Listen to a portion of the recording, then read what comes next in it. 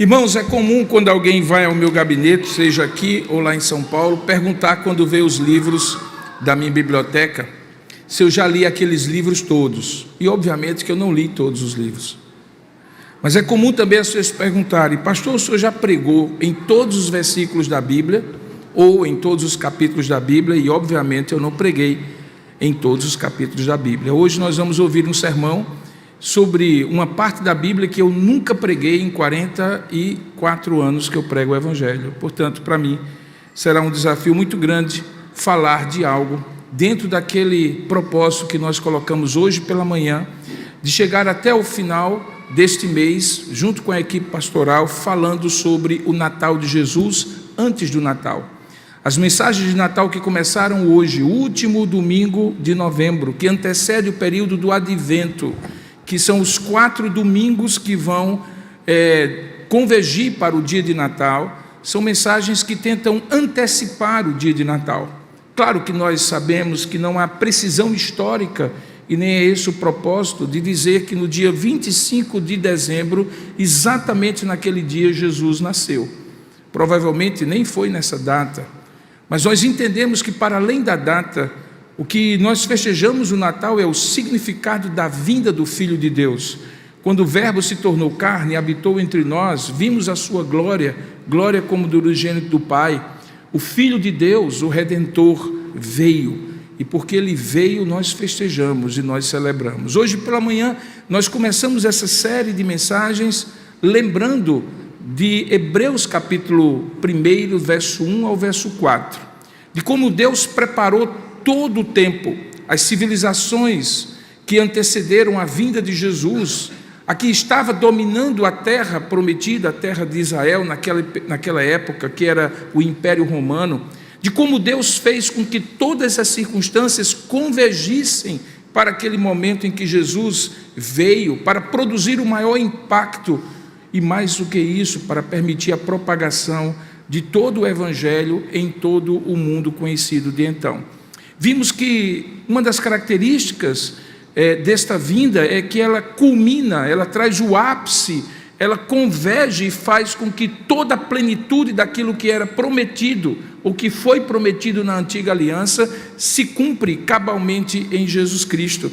De modo que, havendo Deus outrora falado aos nossos pais de muitas maneiras, pelos profetas, é assim que começa Hebreus 1, verso 1, hoje nos fala por meio de Jesus Cristo.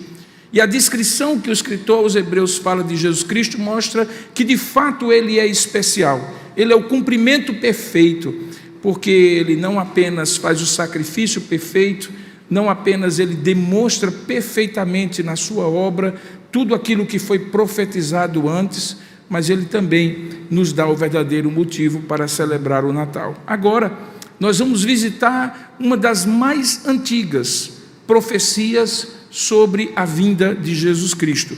Alguns dizem que há mais de 400 profecias no Antigo Testamento, com detalhes que seria absolutamente impossível, do ponto de vista estatístico, que fosse apenas uma coincidência. Coisas que falam acerca do como Jesus haveria de nascer, de como Jesus haveria de viver, das coisas que Ele pregaria, de aspectos e fatos que aconteceram na vida dele, de como Ele haveria de morrer, e detalhes que eram desconhecidos e virtualmente impossíveis 700, 1000 anos antes de Cristo. Essa profecia está no livro de Gênesis, talvez seja a segunda referência acerca de Jesus, daquele que viria. A primeira possivelmente acontece logo depois da queda, quando em Gênesis capítulo 3, verso 15, diz que aquele que viria como semente da mulher pisaria a cabeça da serpente, e ali estava aquilo que a gente chama de proto-evangelho, a esperança de que aquela morte trazida pelo pecado não era o capítulo final, que haveria salvação trazida pelo descendente da mulher, daquela mulher que ali era a primeira de toda a humanidade. Essa profecia que nós vamos ministrar sobre ela hoje, ela está em Gênesis capítulo 49, no verso de 8 ao verso 12. E ela faz parte de um momento da história do povo de Deus, em que Jacó, filho de Isaque, neto de Abraão, o terceiro grande patriarca dos judeus, está se despedindo da vida. E diz o texto, logo no versículo 1 desse capítulo, que Jacó chama os seus 12 filhos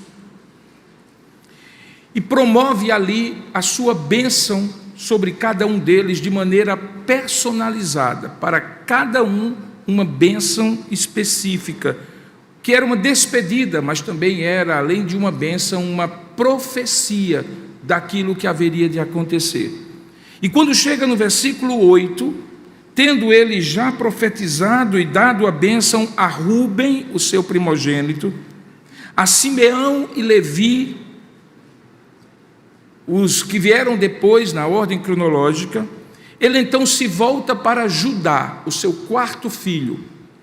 E então ele diz no verso 8, e eu leio na versão Almeida atualizada, que está sendo projetada aí, você pode acompanhar, seja qual for a versão que você tiver em mãos. Diz assim o texto: Judá, os seus irmãos o louvarão, a sua mão estará sobre o pescoço dos seus inimigos, e os filhos de seu pai se inclinarão diante de você. Judá é um leãozinho, da presa você subiu, meu filho. Ele se agacha e se deita como um leão, e como uma leoa, quem o despertará? O cetro não se afastará de Judá, nem o bastão sairá de entre os seus pés, até que venha Siló, e a ele obedecerão os povos. Ele amarrará o seu jumentinho à vide, e o filho da sua jumenta à videira mais excelente. Lavará as suas roupas no vinho, e a sua capa em sangue de uvas. Os seus olhos serão cintilantes de vinho, e os seus dentes serão brancos de leite. Que Deus abençoe a sua palavra lida. Amém. Vamos orar juntos?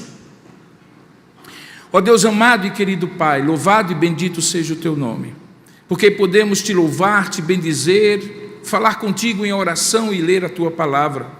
E no momento em que vamos nos deter sobre ela para expor ao teu povo a tua mensagem, nós rogamos, ó Deus, tenha misericórdia de nós e abra o nosso entendimento e a nossa mente para, iluminados por ti, sermos por ti abençoados. Fala conosco, ó Deus, de maneira que não apenas escutemos aquilo que está exposto e que é a tua palavra para todos os tempos e todos os povos, mas de maneira muito especial, a aplicação desta palavra, que é a mensagem que o Senhor tem para cada um de nós. Fala conosco e nós te daremos toda a honra, toda a glória e todo o louvor, pois assim oramos em nome e para a glória do Senhor Jesus. Amém. Você já deve ter ouvido falar que um dos nomes pelos quais Jesus é conhecido é que ele é o leão da tribo de Judá. Esse é um dos seus epítetos, um dos seus nomes, um dos seus títulos. Judá é a tribo real, de lá veio Davi. De lá Jesus nasceu, quando nasceu em Belém de Judá.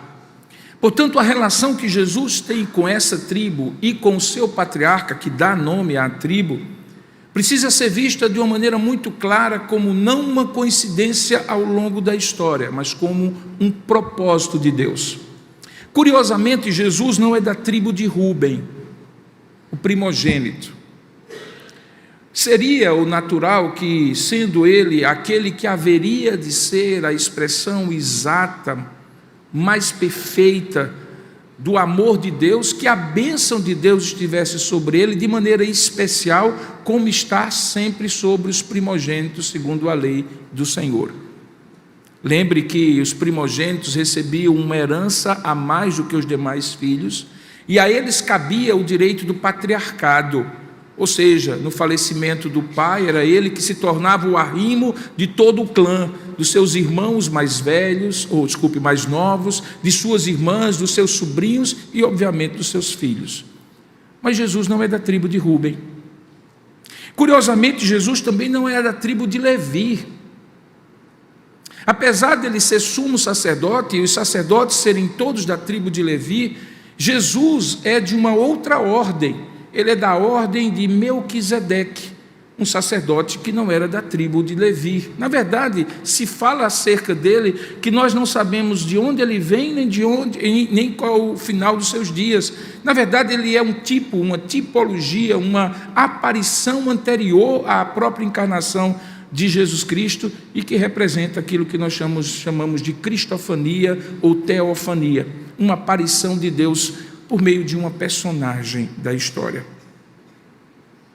Apesar de ser então o rei, apesar de ser também o sumo sacerdote da nossa confissão, Jesus não é descendente de Rúben nem de Levi.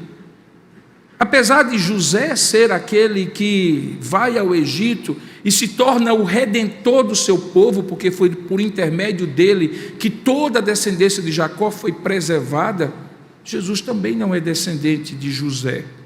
Por que Jesus é descendente de Judá? Por que ele é chamado de leão da tribo de Judá?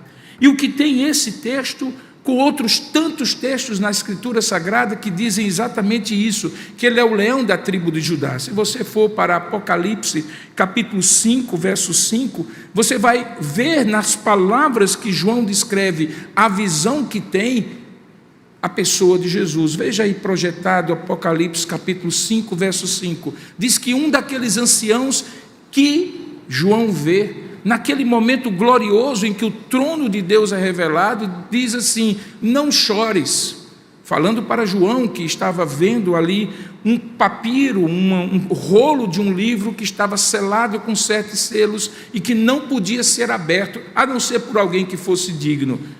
E aquele anjo, aquele ancião, melhor dizendo, diz a João: não chores, eis que o leão da tribo de Judá, a raiz de Davi, venceu para quebrar os 7 selos e abrir o livro, o que significa que ele é o Senhor do tempo e da história, porque à medida que os 7 selos são abertos, o desenrolar dos últimos fatos da história começam a acontecer, que culmina com a última trombeta, no último selo, que é a vinda do Senhor Jesus Cristo. Curiosamente, ele é chamado, portanto, de leão da tribo de Judá, e não leão da tribo de Rúben, leão da tribo de Levi, leão da tribo de José. Embora todos esses irmãos de Judá fossem muito importantes para a história da redenção. Nós olhamos na bênção que Deus dá para Judá, pela boca do seu pai Jacó, razões pelas quais Judá é escolhido como a tribo real. E a bênção que Judá recebe tem palavras-chave que mostram essa realeza, a começar do fato que o símbolo de Judá é um leão, que nós aprendemos desde a nossa infância, que é o rei dos animais. Efetivamente, naquela época, onde havia leões, inclusive na região da Península Arábica, de Israel, na Síria, Jordânia e assim por diante, não havia nenhum animal que tivesse mais força e mais domínio territorial do que o leão. Ele certamente não era o mais forte dos animais, talvez o elefante lhe seja um páreo duro. Você dificilmente vê nesses programas da National Geographic um leão sozinho atacando um elefante adulto, porque é demais para ele. Mas certamente o seu porte e o seu domínio territorial dão a ele esse título de leão dos animais, ou melhor, rei dos animais. Quando Judá tem o seu símbolo como sendo o símbolo do leão, ele está falando de algo que é mais do que um animal, mas um sentido, um significado. A palavra Judá significa louvor, elogio, reconhecimento. Significa, portanto, que quando Deus dá a Jacó o seu filho Judá, ele louva a Deus e por isso o nome do menino passa a ser louvor, reconhecimento, elogio. Sendo, portanto, um leão da tribo de Judá, Jesus é aquele que representa a expressão mais clara de domínio real de Deus sobre tudo e sobre todos. Domínio esse que deve produzir em nós louvor e reconhecimento ao seu nome. Apesar de não ser uma típica bênção moderna, e contemporânea, como eu e você damos aos nossos filhos, quando eles se despedem para ir para a escola ou quando eles saem para viajar, essa bênção, por mais criptografada que seja, tem alguns sentidos muito importantes. Ela começa dizendo que os irmãos de Judá, veja aí no verso 8, o louvarão, ou seja, o reconhecerão, o elogiarão. E a razão disso é porque a mão de Judá estará sobre o pescoço dos seus inimigos. A palavra que está aí em hebraico, pescoço, é na verdade nuca, a parte de trás do pescoço. A ideia é que quando alguém consegue subjugar outro, mesmo o inimigo, com uma mão sobre o seu pescoço, a ponto de o imobilizar, ele tem controle completo sobre aquele ser, seja um animal, seja um outro ser humano. Em outras palavras, quando diz que Judá, os seus irmãos o louvarão, e a sua mão, a mão de Judá, estará sobre o pescoço dos seus inimigos, significa que ele tem domínio sobre tudo e sobre todos, até mesmo sobre o inimigo de Deus, sobre os inimigos de Deus. O texto continua dizendo que os filhos de seu pai, ou seja, os seus irmãos, os demais 11 irmãos de Judá, se inclinarão diante de você. O ato de se inclinar, de fazer um ato genuflexório, de submissão, olhando para o chão e não fitando os olhos de alguém, significa submissão. Significa reconhecimento de uma autoridade ou de um poder, de uma posição que lhe é superior. Quando o superior se apresenta diante do inferior, ele olha de cima para baixo, mas quando o inferior se apresenta diante do superior, ele baixa a cabeça e só olha para os olhos do superior se lhe for permitido. Essa é a pompa, a circunstância e o cerimonial de qualquer tempo e de qualquer época. Em outras palavras, do verso 8, nós estamos falando de domínio e de controle que Judá teria sobre os seus irmãos e sobre os seus inimigos. Vejam os opostos. Não há ninguém mais próximo de nós do que irmãos, não há ninguém mais distante de nós do que os nossos inimigos. Em outras palavras, essa profecia significa que ele teria domínio sobre aqueles que o conhecem de perto e o louvam porque sabem as suas qualidades, os seus atributos e o seu caráter, como um irmão conhece outro, e também terá domínio sobre os de longe, que ele chama de inimigos, a ponto de colocar a sua pata como um leão sobre a nuca dos seus inimigos e imobilizá-los e dominar sobre tudo e sobre todos. Ele está falando, portanto, no verso 8, de domínio. Judá teria domínio. Curiosamente, o domínio de Judá já se expressa nas interações dele com seus irmãos. É Judá, por exemplo, que impede que seus irmãos matem José na história. É Judá que dá a eles a sugestão para que eles, ao invés de matarem, vendam José àqueles que eram os mercadores. E com isso ele acaba salvando seu irmão. É Judá que chega de volta para Jacó, quando José retém Benjamim, o filho mais novo, e diz assim: olha, eu quero dizer para o senhor que estão pedindo agora o resgate por Benjamim. E ele é o Judá que coloca-se no lugar do filho mais novo de Jacó e diz: eu posso ficar no lugar dele, mas libera meu irmão mais novo, senão meu pai morrerá de desgosto, porque ele já perdeu o seu filho José, porque até então era isso que Jacó pensava ter acontecido, e agora não suportará perder Benjamim, o filho da sua consolação. Portanto, Judá é aquele que, mesmo tendo um domínio de uma mão de um leão sobre a nuca dos seus inimigos, esse domínio não é violento, não é agressivo, não é um domínio de uma besta fera, não é um domínio de um animal irracional que age por instinto e que domina sobre as coisas com violência, mas é o domínio de um controle, muitas vezes nos bastidores da história, como Judá efetivamente fez diante dos seus irmãos.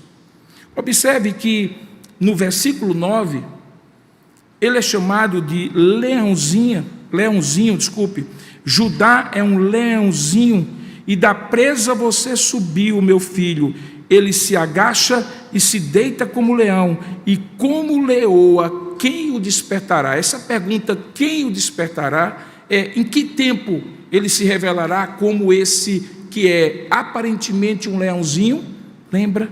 Uma criança indefesa na manjedoura, mas que em algum momento se revela como o grande rei, que não é um leãozinho indefeso, mas o Senhor do tempo da história, sobre tudo e sobre todos. Ele fala aqui, portanto, do leãozinho que nasce como uma criança, como Jesus nasceu, e ao mesmo tempo fala de um rei que, quando é despertado, voltará não como um cordeirinho ou um leãozinho, mas como Senhor, como ele voltará, e assim é a profecia. Quando chega no versículo de número 10, ele então revela a essência dessa profecia em forma de bênção que Jacó dá sobre o seu filho Judá. Ele diz assim: o cetro não se afastará de Judá, nem o bastão sairá de entre os seus pés, até que ele venha, ou até que venha Siló, e a ele obedecerão os povos. Cetro é símbolo de reinado. Cetro é aquele bastão que normalmente representava o poder do rei, de modo que quando ele baixava o cetro ou estendia o cetro para um súdito, significava bênção ou maldição. E quando ele batia o cetro sentado no seu trono, todos se calavam, porque representava o poder real. Normalmente em cima do cetro havia o sinete real, e esse sinete real dizia de que casa aquele rei é, o símbolo, o brasão ou o que fosse. De modo que quando esse texto fala de cetro, ele está falando da realeza de Jesus e dizendo que essa realeza não se afastará de Judá, significando que nenhum rei na sucessão de todos os reis a partir de Judá, e particularmente a partir de Davi, que também é da tribo de Judá, deixarão de ser daquela tribo. Agora, o que tudo isso, esse reinado, particularmente esse cetro e essa tribo de Judá tem a ver com Jesus? Se você for para Lucas, no início do Evangelho, você vai ver uma coisa muito interessante. Porque Jesus é filho de Maria, que é da tribo de Judá. E José também é da tribo de Judá. E quando Lucas vai descrever o início do Evangelho, de como Jesus Cristo nasce, ele tem um pequeno problema para explicar. É que, àquela altura, Maria e José não habitavam na tribo de Judá, ou naquilo que era chamado de Judeia, na região onde se encontrava Jerusalém. Por isso, Lucas explica que o que fez com que Jesus nascesse foi um decreto que acontece e que é descrito no capítulo 2 do Evangelho de Lucas. E aqui eu quero que você entenda, o decreto é de um César, que nada tem a ver com essa história e não conhece a profecia. Decreto que ele decretou para que houvesse um censo religioso. Diz o texto que naqueles dias, Lucas 2:1, foi publicado um decreto de César Augusto, convocando toda a população do império para se recensear. E, obviamente, Israel estava debaixo do império, todos ali tinham que recensear-se. Mas veja o que é que diz. Este é o primeiro recenseamento que foi feito quando Quirino era governador da Síria. Há pessoas que acham que a Bíblia é um livro que foi inventado, foi criado, história de carochinha. Hoje se sabe que esses dados históricos que estão registrados aqui, de fato, batem com a história geral. Diz que todos iam, então, verso 3, alistar-se cada um à sua própria cidade. José também saiu da Galileia, da cidade de Nazaré, lá no norte, onde ele morava, e foi para a Judeia, até a cidade de Davi, que era chamada de Belém, Belém de Efrata, que Miqueias vai dizer na sua profecia, mais de 400 anos antes de Cristo, que seria o lugar onde o Redentor, o Messias, nasceria. E tudo isso César Augusto nada sabe, Ele apenas decreta, e quando decreta diz que todo mundo deve voltar para a sua cidade de origem, para a sua origem e lá recensear-se. E aquela que haveria de ser a mãe de Jesus estava em Nazaré, lá no norte, a Galileia, enquanto que Judeia estava aqui no sul. Deus usa um recenseamento de um imperador pagão, inimigo do império, para mexer os pauzinhos da história, nos bastidores da história, e a profecia se cumprir. E diz o texto que ele saiu para alistar-se com Maria, sua esposa, que estava grávida. E aconteceu que, estando eles ali, chegou o tempo de ter a criança. E aí, Jesus, que tinha tudo para nascer na Galileia, nasce na Judeia, na terra de Judá, para cumprir a profecia de Gênesis capítulo 49, que Judá nunca imaginou que seria assim, e que Jacó, que o abençoou, falou pela boca de Deus e na sua bênção profetizou sem também nada saber dessa história. Ou você acredita que tudo isso é uma feliz coincidência, e aí você precisa crer mais na coincidência de tantos dados que de repente conseguem convergir na história, do que simplesmente confiar que Deus está conduzindo todas as coisas. É mais simples entender, portanto, que quando Jacó profetiza para o seu filho, sem saber, quando diz assim, que o cetro não se afastará de Judá, nem o bastão sairá de entre os seus pés, que ele estava prevendo, sem saber, que o futuro de Judá passava pelo cetro real, que nunca sairia do seu território nem da sua descendência. Agora, e como é que isso está ligado então a Jesus? Por conta dessa frase aqui, até que venha Siló. Essa frase é uma das mais enigmáticas de toda a Bíblia. Siló era uma cidade que antes de Jerusalém ser o lugar do templo, era um lugar de peregrinação, onde as pessoas iam adorar. Portanto, era uma cidade.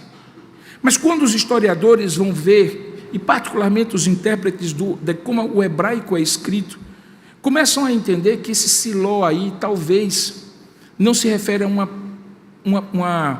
uma cidade, mas a uma pessoa.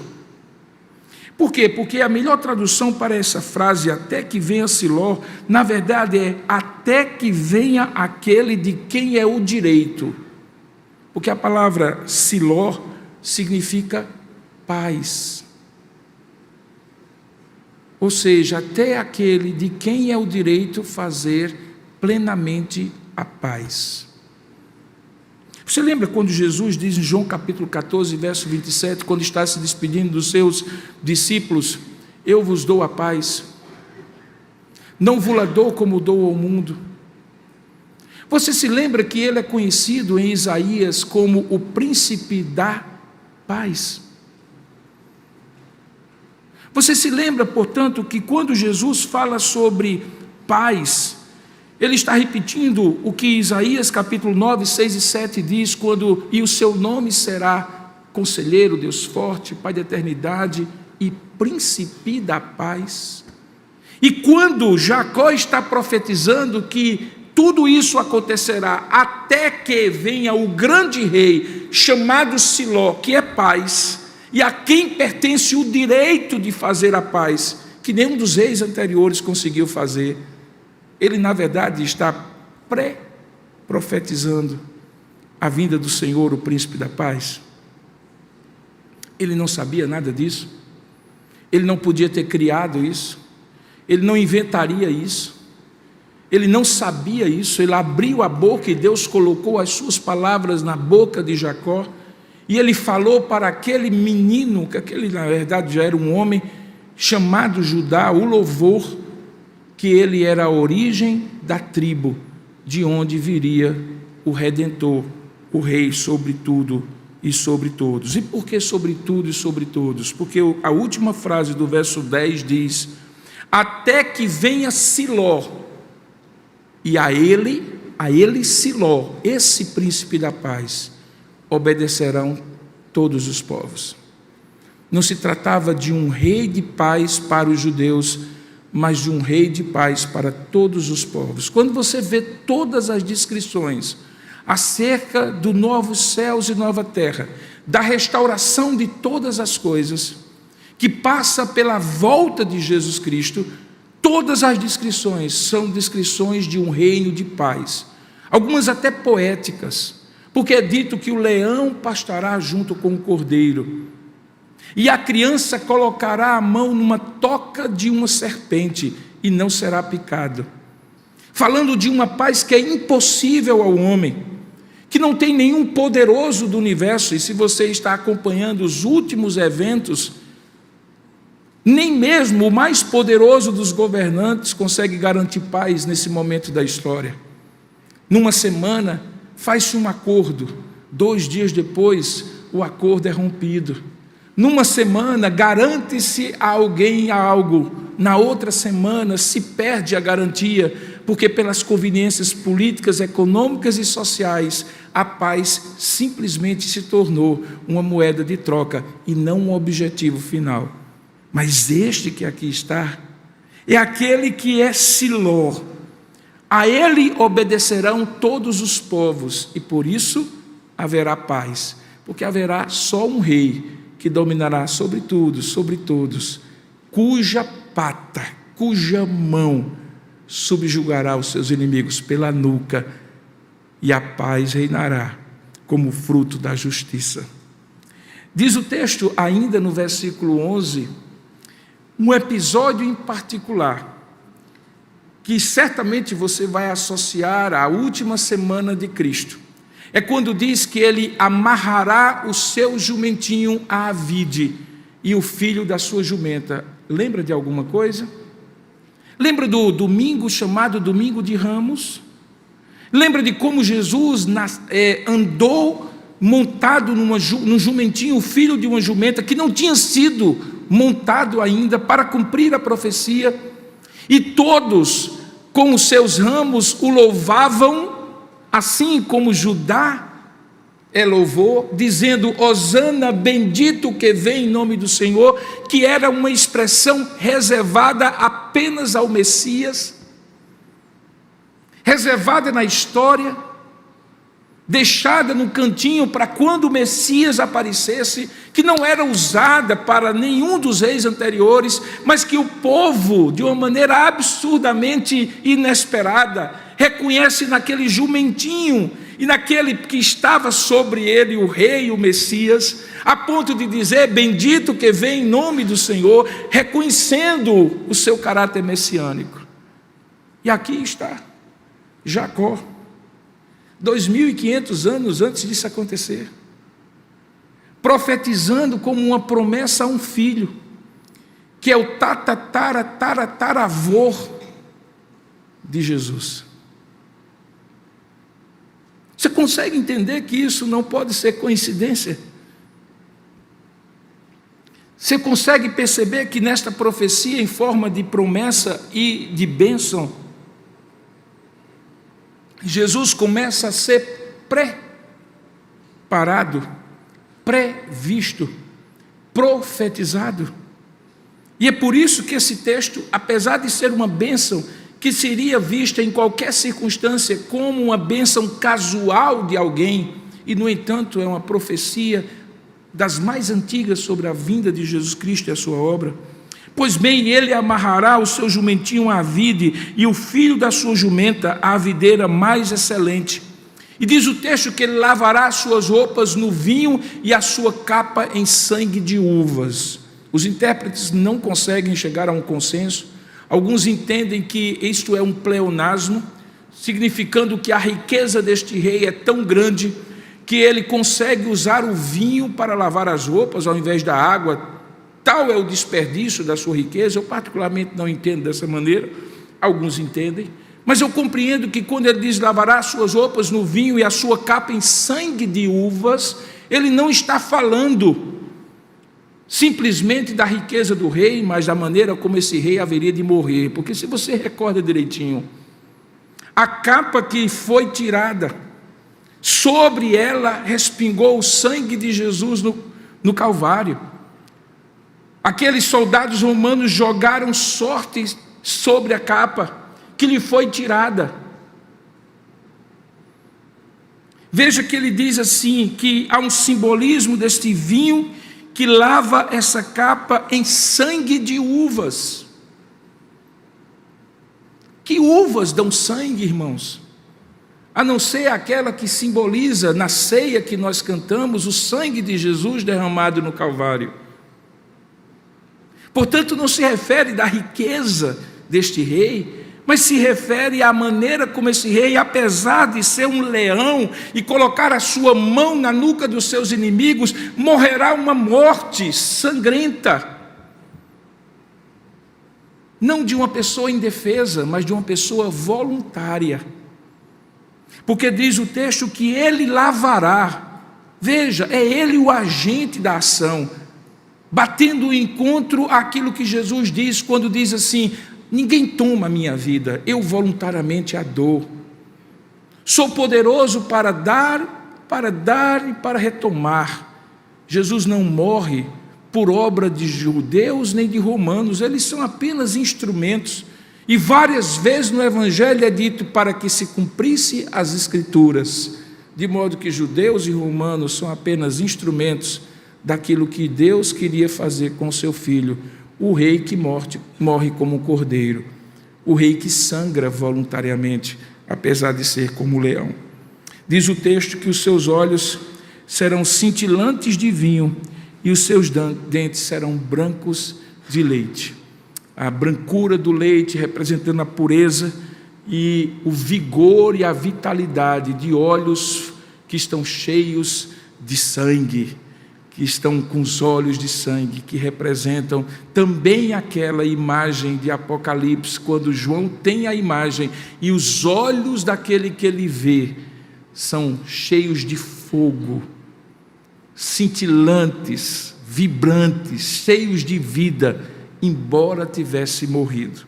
Perceba, portanto, que todo esse texto de capítulo 49 de Gênesis, do verso 8 ao verso 12, aponta para esse leão da tribo de Judá.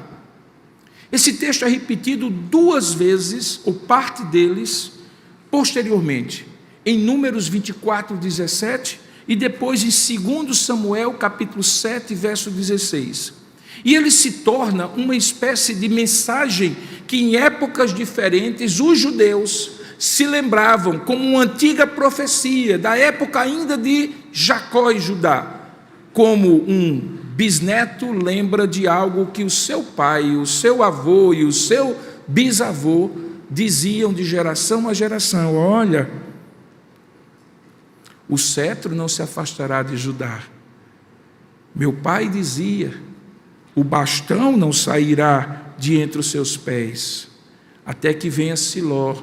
Siló está próximo, até que venha aquele que tem direito, e a ele obedecerão todos os povos. Mas é o que acontece, irmãos.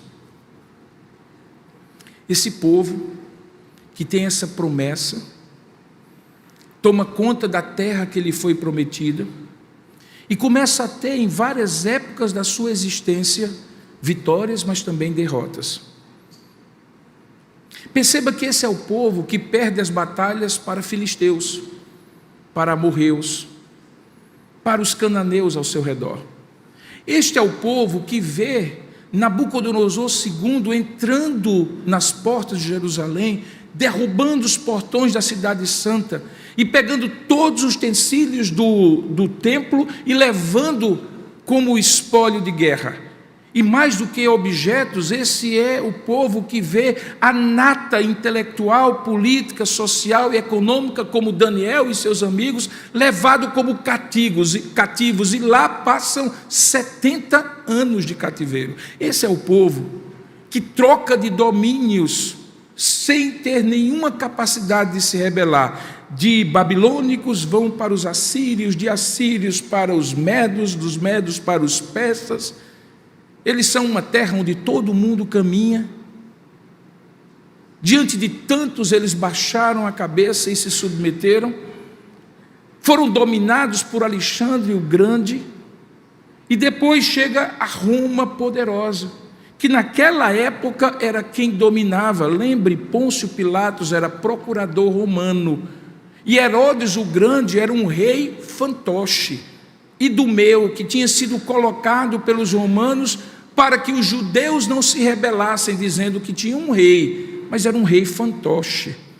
E a grande pergunta que me faz trazer essa reflexão para vocês, caminhando para o final da exposição, é: como um povo que tem uma promessa tão gloriosa como essa, viu ao longo das gerações essa promessa aparentemente cair por terra? E ao invés de ter um leão da tribo de Judá, muitas vezes sofreu a derrota de cordeirinhos diante dos leões dos outros povos. Como é que era num belo dia, numa bela ocasião, um pai ou um avô reunindo a sua família ao redor da Páscoa, contando essas histórias gloriosas, e quem sabe o seu filho, ainda que não perguntasse, se questionando no coração e dizendo assim: mas pai, e os filisteus? Mas vovô, e os persas? E os babilônicos? Quando é que então nós teremos esse rei? Vocês entendem porque ele veio para o seu e os seus não o receberam? Não receberam porque não o reconheceram. O rei era diferente demais deste rei, porque antes de ser rei ele era cordeiro. Porque o seu reino não era o reino do domínio, da força, da violência, era o reino da paz. O reino não era estabelecido como todos os impérios estabeleceram e então subjugaram também aos judeus. Jesus, em dado momento, em Lucas, diz assim: o reino de Deus está em vós. E quando ele é preso e colocado naquela circunstância, ele disse: se eu quisesse, eu convocaria milícias do meu exército. E ele não o quer, porque o seu reinado está dentro de nós quando nós o recebemos pela fé, reconhecendo que ele domina primeiramente sobre mim, para poder dominar sobre o mundo. Aqueles homens que ouviram essa profecia ao longo de 2.500 anos, certamente em muitos instantes se entreolharam e disseram assim: mas que profecia é essa? Será que um dia ela vai se cumprir? Será que então Siló chegará e a quem de direito a justiça e a paz serão implementadas? Se nas circunstâncias que nós olhamos, diziam eles provavelmente, não há justiça nem há paz, há domínio e opressão. Perceba que o dilema que eles passaram não é diferente do seu dilema nos dias de hoje. Daqui a algumas semanas você vai estar celebrando Jesus, o príncipe da paz, e queira Deus que até lá não irrompa mais uma guerra nesse planeta. Você estará celebrando a provisão e a graça de Deus sobre a sua mesa, mas milhões de pessoas do mundo não têm o que comer. E a grande questão que se abate sobre o meu e seu coração pode ser a mesma que se abatia por essas gerações depois dessa profecia: onde está Deus, o rei que reina conforme Jacó profetizou? E aí o Natal se reveste, irmãos, de algo que é mais do que uma celebração, e eu tenho enfatizado, falei isso pela manhã e repito à noite: Natal não é confraternização. Não aceite na sua cabeça, no seu coração, que lá na sua empresa ou na sua família, principalmente, você vai fazer uma confraternização natalina. Anos anteriores, no mural do meu edifício, vinha convocações para a confraternização natalina. Cada um traga isso, traga aquilo outro, e fazia uma festinha de Natal. E aí no ano passado eu cheguei para o síndico e disse: seu Paulo, não é questão religiosa não, mas é uma inverdade comemorar o Natal como uma confraternização natalina. Confraternização a gente faz em qualquer época do ano. No Natal a gente não faz confraternização natalina. A gente não faz amigo secreto e aproveita o feriado do Natal porque a gente não vai estar trabalhando. Seu Paulo, vamos fazer uma mudança nesses cartazes. E aí, para minha alegria, cheguei ontem de viagem e está lá o cartaz falando de Cristo, o sentido do Natal. Quando a gente celebra o Natal, a gente celebra a esperança de que esse rei está prestes a voltar. Jesus é o único rei que nasce como criança e promete voltar como rei.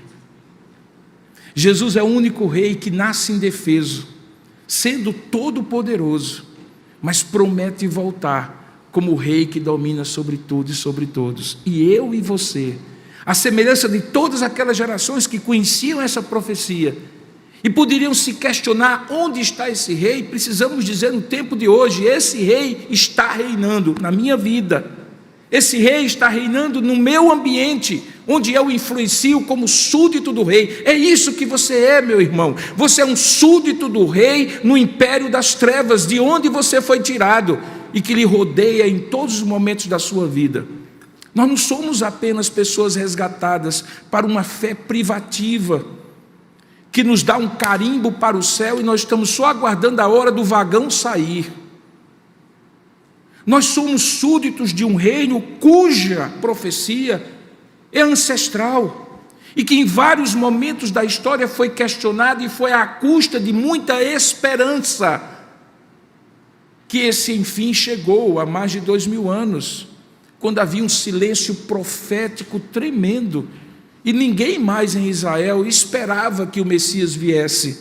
Tanto é que apareceram tantos falsos cristos que foi preciso que, quando João Batista apareceu no deserto da Judéia, o Sinédrio mandasse uma delegação perguntando para ele: tu és o Messias que estamos aguardando ou virá depois de ti algum outro? E ele tinha dizendo assim: não, eu não sou não, eu sou só a voz que clama no deserto, eu não sou nem digno de desatar-lhe as sandálias dos pés, mas arrependei-vos, porque o reino de Deus está próximo.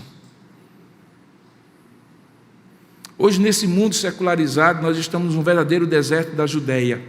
Natal virou confraternização, Jesus Cristo é apenas uma figura religiosa, um mestre de religião semelhante aos demais. Essa nação que, bem ou mal, foi educada e nasceu sob a égide da cruz, símbolo cristão, se torna claramente pós-cristã, sem nunca ter de fato compreendido o mistério da cruz.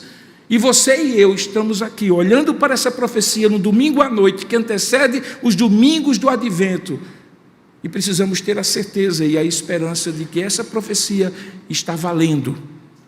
Ela já aconteceu e se cumpriu em parte. Esse rei já entrou em Jerusalém montado numa jumentinha. Ele era um leãozinho, mas ele foi despertado, e como rei ele voltará. Por isso que o seu Natal não pode ser uma confraternização natalina. Precisa ser um ato de culto, um ato de celebração. Precisa ser um brado de fé, um grito de esperança, de que esse rei está voltando.